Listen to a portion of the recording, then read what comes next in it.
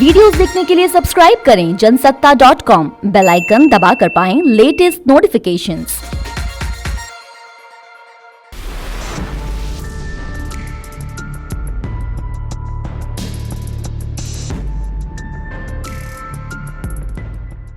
नमस्कार, जनसत्ता में आपका स्वागत है। मैं हूं उपेंद्र कुमार। यूपी विधानसभा चुनाव में हर रोज कोई ना कोई दिलचस्प मोड़ आ रहा है। आज हम जिस नए ट्विस्ट की बात कर रहे हैं उसे लेकर आए हैं AIMIM चीफ असदुद्दीन ओवैसी। जनाब कहते हैं कि जब यूपी के 11% यादव वोटर मिलकर एक यादव यानी कि अखिलेश यादव को CM बना सकते हैं तो 19% मुस्लिम वोटर मिलकर एक मुसलमान को सूबे का मुख्यमंत्री क्यों नहीं बना सकते। अब आप खुद अंदाजा लगा लीजिए कि मुस्लिम CM से उनका इशारा किसकी तरफ है।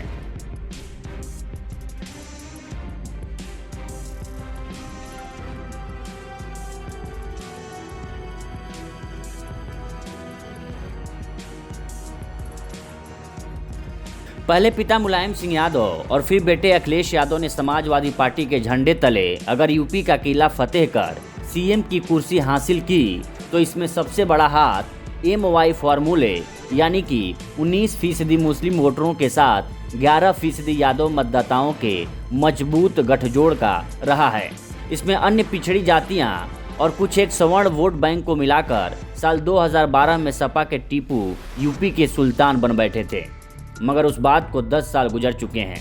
इस दौरान गंगा में लाखों लीटर पानी भी बह चुका है और सूबे के सियासी समीकरण भी बदल चुके हैं।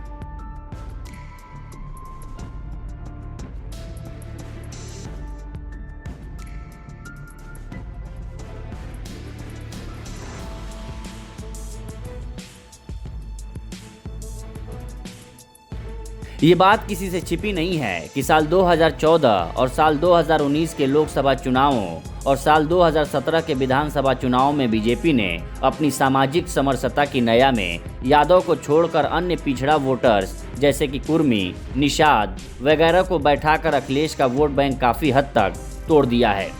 रही बात मुसलमान वोटरों की तो उन्हें तोड़ने का जिम्मा AIMIM चीफ असदुद्दीन ओवैसी ने अपने कंधों पर उठा ली है। अपनी चुनावी सभाओं में ओवैसी साहब कहते फिरते हैं कि अगर 11% यादव वोटर एक यादव को CM बना सकते हैं तो फिर 19% मुसलमान वोटर एक मुस्लिम को CM क्यों नहीं बना सकते। अब वो मुस्लिम CM फेस कौन है ये समझना कोई रॉकेट साइंस तो है नहीं।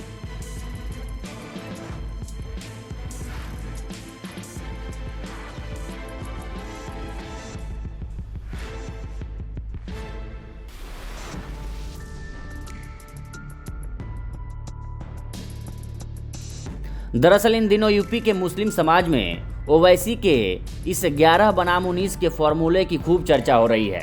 राजनीतिक गलियारों में भी ये फॉर्मूला चर्चा का विषय बना हुआ है।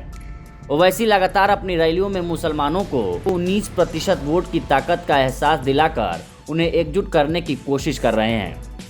बुधवार 5 जनवरी को संभल के असमौली में हुई रैली में ओवैसी ने कहा कि SP, BSP और कांग्रेस एक तरह से गांधी जी के 3 बंदर हैं।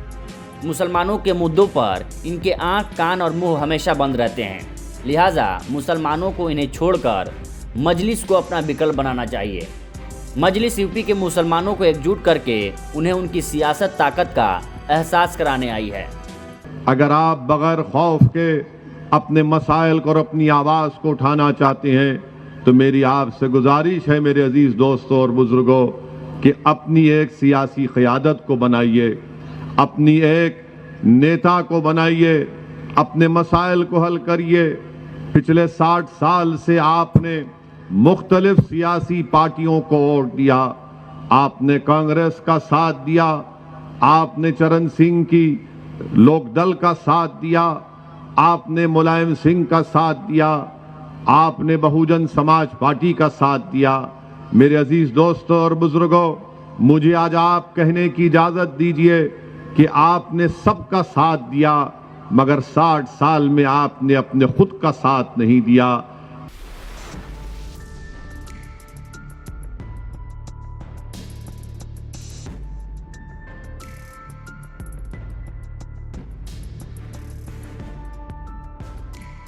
ये तो हुई ओवैसी के दावे की बातें।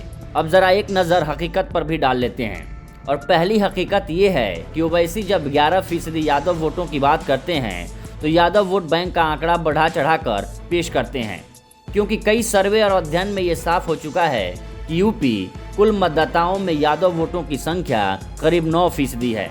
ओवैसी जिस दूसरी हकीकत को भूल जाते हैं वो ये है कि ना तो 100% यादव सपा को वोट करते हैं और ना ही सारे के सारे मुसलमान किसी एक दल को वोट डालते हैं। यहाँ तक कि साल 2017 के चुनाव में काफ़ी मुसलमानों ने बीजेपी को भी वोट डाला था।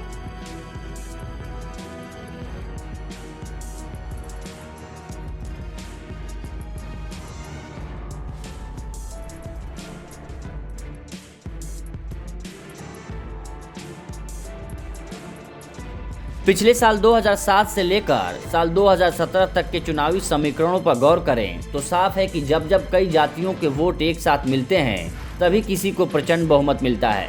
ऐसे में अगर अखिलेश यादव साल 2022 में चुनाव जीते तो उन्हें यादव मुस्लिम के अलावा बड़ी संख्या में अन्य पिछड़ा, दलित और सवर्ण वोट भी हासिल हुए। ऐसे में 19% वोटों के सहारे ओवैसी का सीएम बनने का नारा उन्हें सीएम बना पाएगा, इसमें शक ही है।